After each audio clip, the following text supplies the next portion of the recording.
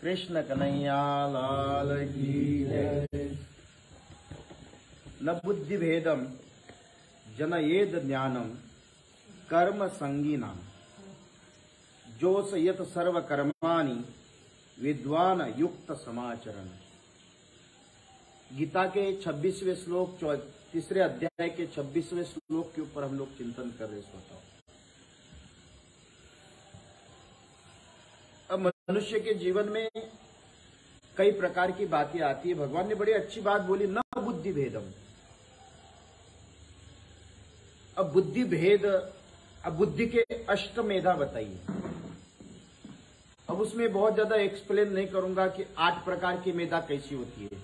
उसमें साधक बुद्धि, साधु बुद्धि, विकृत बुद्धि, वितंडवादी बुद्धि, विषमतावादी बुद्धि, साम्यक बुद्धि, ऐसे 8 प्रकार की बुद्धि के, उसमें भी 3-3 प्रकार अलग अलग बुद्धि के भेदों में वर्णन आते हैं। लेकिन मनुष्य जब हमारे ग्रस्त जीवन में रहते हैं तो उसकी एक ही बुद्धि होती है कि ग्रस्त जीवन के सारे जितने भी सपने हैं उसको पूरा करने के लिए बुद्धि चलती है, बाकी अन्यत्र उस व्यक्ति की बुद्धि नहीं चलती। ये बुद्धि भेद बताया। बुद्धि भेद जब आपका मन, बुद्धि, इंद्रिय संध्यास्पद रहे, बुद्धि एक अलग मार्ग पे चले जाए, इंद्रिय एक अलग मार्ग पे चले जाए, जिसको हम कर्मेंद्रिय, ज्ञानेंद्रिय। कर्मेंद्रिय का किसी प्रकार का कोई भी अपना स्वयं का बुद्धिवाद नहीं होता है, लेकिन ज्ञानेंद्रिय कर्मेंद्रियों के ऊपर बड़ा प्रभावित करते हैं। अब वो ज्ञानेंद्रिय भी कर्मेंद्रियों की बात हम करते हैं कि जहां चलना, इसको हाथ का, जहां हस्त, ज्ञानेंद्रिय आंख, नाक, मुख, इन सभी प्रकार के पंच ज्ञानेंद्रिय और पंच कर्मेंद्रिय है। अब उस तरह का काम हमारे संसार में हम लोग चलते हैं। आपके घर में नौकर काम करता है और मालिक सुनता है। अब जिस घर में मालिक कहता है और नौकर सुनता है तो वो घर अच्छा चलता है, लेकिन जिस घर में नौकर कहते हैं वो मालिक नहीं सुनता है तो वो घर अच्छा नहीं मानता है। उसको विकृत बुद्धि का है। हमारे जीवन में यही कि हमारे इंद्रिय जो हमको कहते हैं उस मार्ग पे चलते हैं, लेकिन बुद्धि जो कहती है वो मार्ग इंद्रिय न अपनाने के कारण मनुष्य के जीवन में बुद्धि भेद होता है। अब बुद्धि भेद के कई प्रकार, बहुत विस्तार हो सकता है बुद्धि भेद का, लेकिन इसलिए भगवान कहते हैं यथात्मा दृढ़ निश्चया। रामायण कहती मम मंत्र दृढ़ विश्वास। आप बुद्धि जब रात्रि में निर्णय करती कि मुझे सुबह 6 बजे उठना है, उठ भी जाते हो, लेकिन इंद्रिय बुद्धि के निर्णयों को ध्वस्त करते हुए अपने निर्णयों के ऊपर स्थापित कर देता है। ये बुद्धि भेद है। पहले इंद्रिय आगे चलते, फिर बुद्धि उसके पीछे चलती है और उसके पीछे शरीर चलता है। ये बुद्धि भेद का है। जब आपके मन में, अपने जीवन में सारे प्रकार के बुद्धि जब निर्णय, इसलिए भगवान ने गीता में कहा बुद्धि योगम ददामी। अर्जुन कोई पागल नहीं था जो उसको बुद्धि योग दिया। तो इसलिए जब आपकी बुद्धि में दृढ़ता बनी रहेगी, प्रहलाद के बुद्धि के दृढ़ता का परिणाम परमात्मा का प्राकट्य। आपके इंद्रिय भी, अगर कोई व्यक्ति अपने हाथ में तंबाकू लेकर अपने आप से पूछ ले कि यार तंबाकू खाना चाहिए, बुद्धि कहे कि नहीं खाना चाहिए, लेकिन इंद्रिय कहते खाना चाहिए। ये बुद्धि भेद है।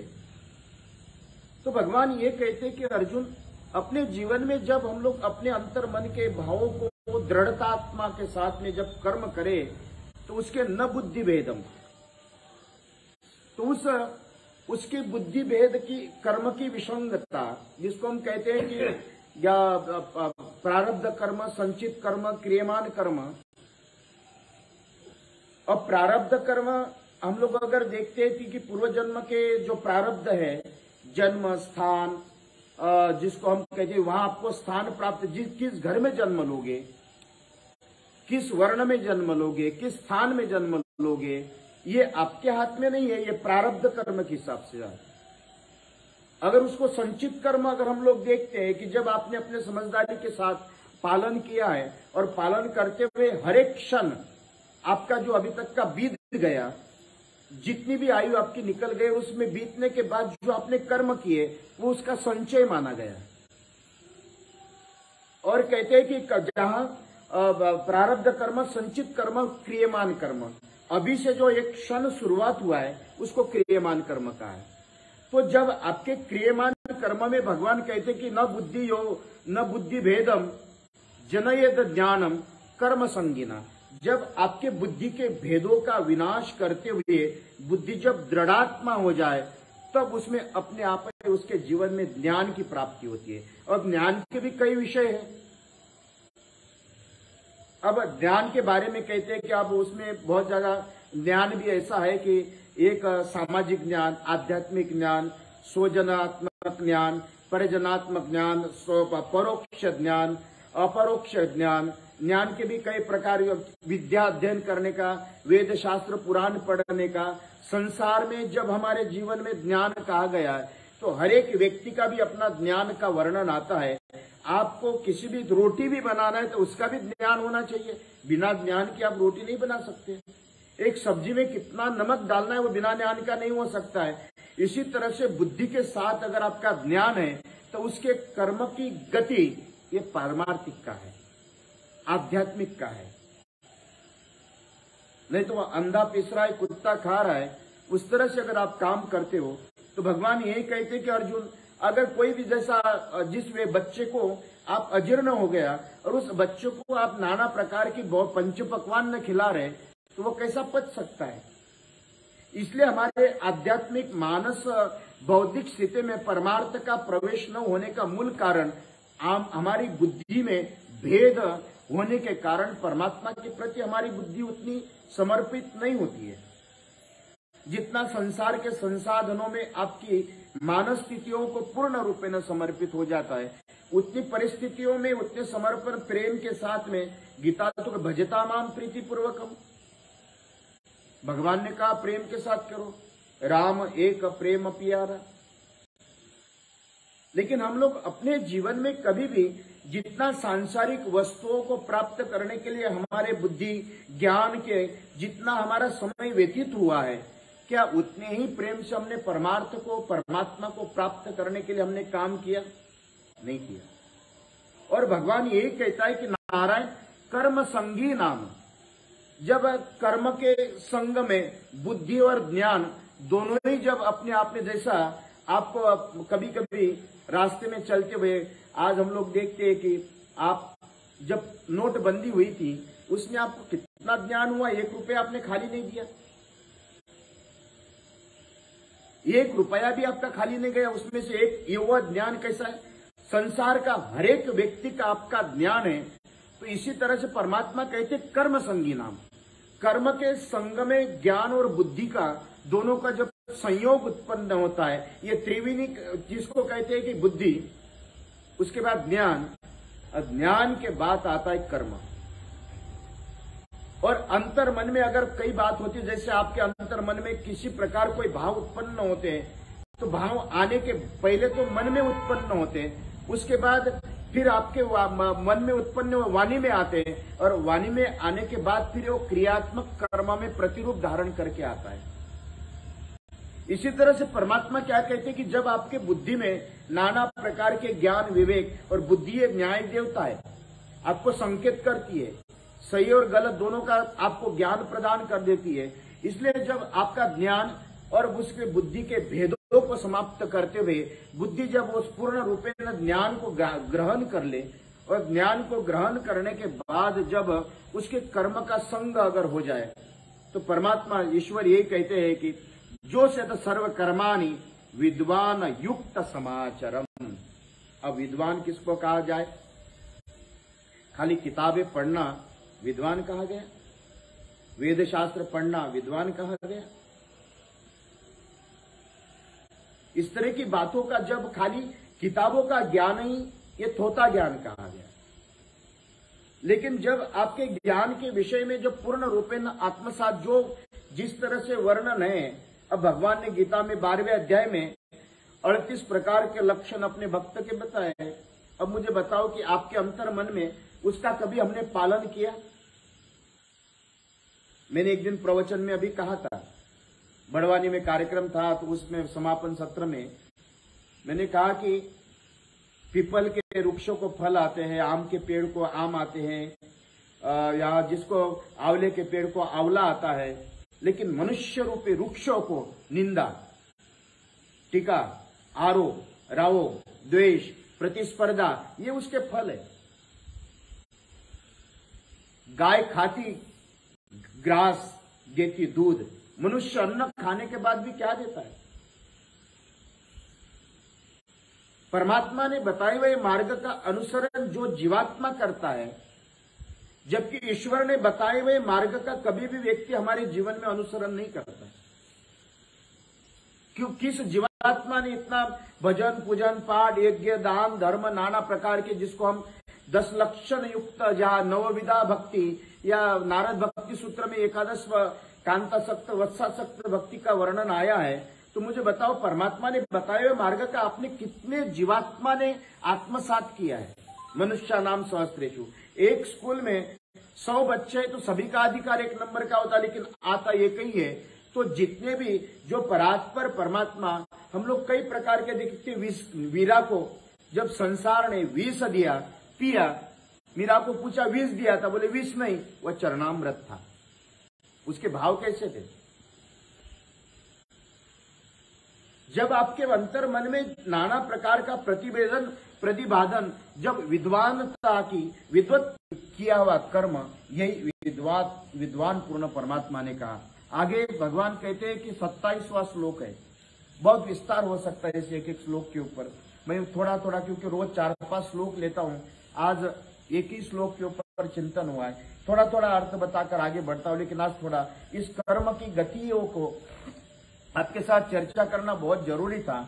इसलिए श्रोताओं, भगवान कहते हैं कि प्रकृते क्रियमाणानि गुणे कर्माणि सर्वेशा अहंकार विमूढ़ात्मा कर्ता मति मन्यते। हम लोग कैसे करते पता? घोड़े पे तो बैठे हैं, और घोड़े पे बैठने के बाद जो बोझ है वो आपके माथे पे, और कहते दुखी बहुत हूं। ये हमारे जीवन का भगवान सर्वारंभ परित्यागी यो मद भक्त समय प्रिया, भगवान कहते हैं। अरे भाई अर्जुन जब युद्ध के लिए खड़े हुए, अब कौन सामने आए कौन नहीं आए जो भी, लेकिन उनको पता था कृष्ण थे। कृष्ण के ऊपर जब पूर्ण सौंपने के बाद भगवान ने कहा कि सर्वधर्मान परित्यज्य, या भगवान कहते हैं कि शरणम, जहां शरणांगत भाव के साथ जब आए, शादीमान तो आप जब भगवान को कहा कि मैं आपका शिष्यत्व धारण किया, तो शिष्यत्व धारण करने के बाद उसने अपनी चिंता छोड़कर फिर भाई जयेंद्र रथ के लिए भी सुदर्शन चलाया नारायण ने। भीष्माचार्य जी के लिए शिखंडी को बिठा दिया, द्रोणाचार्य के लिए उसने कंधरवा कुंजरवा खिलवा दिया। अरे यहां तक कि रात्रि भर शयन न करते हुए द्रौपदी को लेकर जहां भीष्माचार्य जी महाराज से आशीर्वाद दिलवाए, जिस भीष्माचार्य ने संकल्प किया था कि कल शाम तक 5 पांडवों का वध करूंगा, ऐसे कई उदाहरण आते हैं जहां प्रहलाद के आज सभी भक्तों के उदाहरण इसलिए रखे जाते हैं। परमात्मा ये कहते हैं कि अहंकार विमूढ़ात्मा करता हम भी, जहां जब हमारे अंतर मन में, अब थोड़ा सा मैं कभी कभी कथाओं में कहता हूं, अरे महाराज थोड़ा सा कुछ किया तो ये मैंने किया, बुरा हो गया तो भगवान ने किया। प्रदर्शन ऐसा होता है कि मंदिर में एक पंखा भी दाम देते तो बाप बेटा पोता तीनों के ऊपर नाम लिखा रहता है और भटकते रहते घूमते रहते पंखे के। प्रदर्शन, इतना अहंकार होता है कि ये मेरा है, ये मैंने किया है, ये मेरा बहुत बड़ा है। तो परमात्मा क्या कहते, अहंकार विमूढ़ात्मा कर्ता हमति मत। आपने जीवन में कर्ता भाव, और कर्ता क्या भाव, मुझे लगता है कि कई बार मैं चिंतन करता हूं इस समाज में हम क्या कर्ता करने वाले लोग हैं, हमारे जीवन में हमने क्या किया अभी तक। आपके नेत्र, आपका मन आपकी बात नहीं, आपके पैर आपकी बात नहीं सुनते हैं। अगर आप पैर को कह दो 3 घंटे एक जगह पे बैठना है तो पैर भी 3 घंटे के भी सब शांति से नहीं बैठ सकता है श्रोताओं। इसलिए परमात्मा ने ये कहा कि भाई हमारे जीवन में अहंकार किस बात का, प्रकृते क्रियमानानि गुणे कर्माणि सर्वेशा। अपने न्याय से धर्म से जितने भी अच्छे बुरे, भगवान क्या कहते हैं कि अच्छे बुरे कर्मों का अपने को अनुभव। और अगर रास्ते में चलते समय 2000 रुपए की नोट पड़ी है या 10 रुपए की नोट पड़ी है, तो आप मुझे बताओ आप कितनी कौन सी नोट उठाओगे? एक क्षण भर में उठाना 2000 रुपए। ये आपके कर्म आपकी बुद्धि को विवेक प्रदान करती कि नहीं ये बड़ी है और ये छोटी है। इसी तरह से विवेक बुद्धि के द्वारा जब समाज में आपके कर्म में उत्पन्न होते हुए जब सत्य और असत्य कर्म की जब आपकी बुद्धि आपको भेद करते हुए उस हंस जो दूध और पानी को अलग करता है, तो इसलिए संसार में भी अच्छे और बुरे, सत्य और झूठ, असत्य के दोनों का जब विभाजन आपकी बुद्धि करने लगे, ये आपकी परीक्षित कहा गया, ये आपका परीक्षण कहा है। और इसी को आपको अपने जीवन में अगर कहूं तो इसको साध्य कहा गया।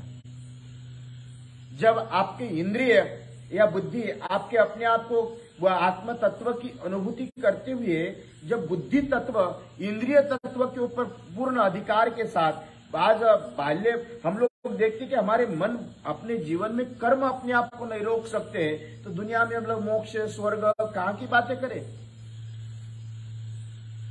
किस अवस्था में जाकर हम लोग चर्चा करें? श्रोता हो, मैं कभी कभी कहता हूं हम लोग स्वर्ग मोक्ष यह सत्य भाषा है, इस मार्ग पे हम लोगों को नहीं चलना चाहिए।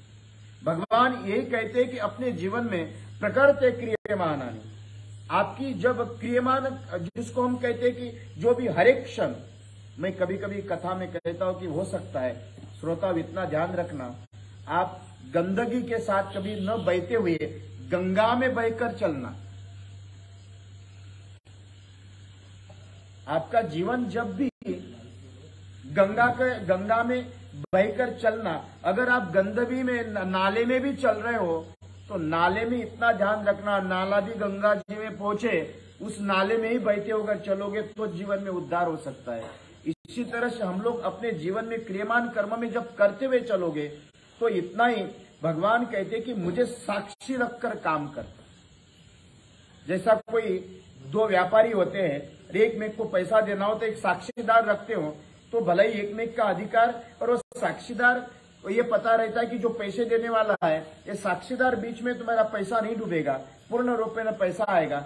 इसी तरह से जो अहंकार विमूढ़ात्मा, जो आप आपके अहंकार मुक्त अगर होना चाहते हो, इस संसार के हर एक कर्म में परमात्मा को साक्षी रखकर किया हुआ कर्म, इसका दोष आपके ऊपर नहीं है, उसका दोष उसके ऊपर आता है, निर्दोषता का है। और इसी निर्दोषता में अगर आप कर्म करते हो तो निश्चित रूप से आपके जीवन में उस परात ईश्वर ने जो कहे प्रकृते क्रियमानानि गुणे कर्माणि सर्वेशा अहंकार विमूढ़ात्मा कर्ता हमति मन्यते। अब यहाँ ही पूर्ण आज 20 मिनट हो गए। श्रोताओ, हम लोग कल इसके ऊपर और चिंतन करेंगे। यहाँ क्रियमान किसको कहते हैं, गुण किसको कहते हैं, कर्म कैसे है, सर्वत्र किसको कहा गया है, एक एक शब्द के ऊपर इसके ऊपर हम लोग थोड़ा सा चिंतन करने का प्रयत्न करेंगे। हर एक उसका रोज 20 मिनट मैं आज हमारे जन्म स्थान पे हूँ और जहाँ महाराज जी के आश्रम में पहले रहा हूँ, शांतिनाथ जी महाराज, उसके आश्रम में आपके साथ में यहाँ संवाद करने का सौभाग्य मुझे इस ईश्वर के कृपा से प्राप्त हुआ। सारे श्रोताओं को बहुत बहुत साधुवाद के साथ जय सिया राम, जय श्री कृष्ण।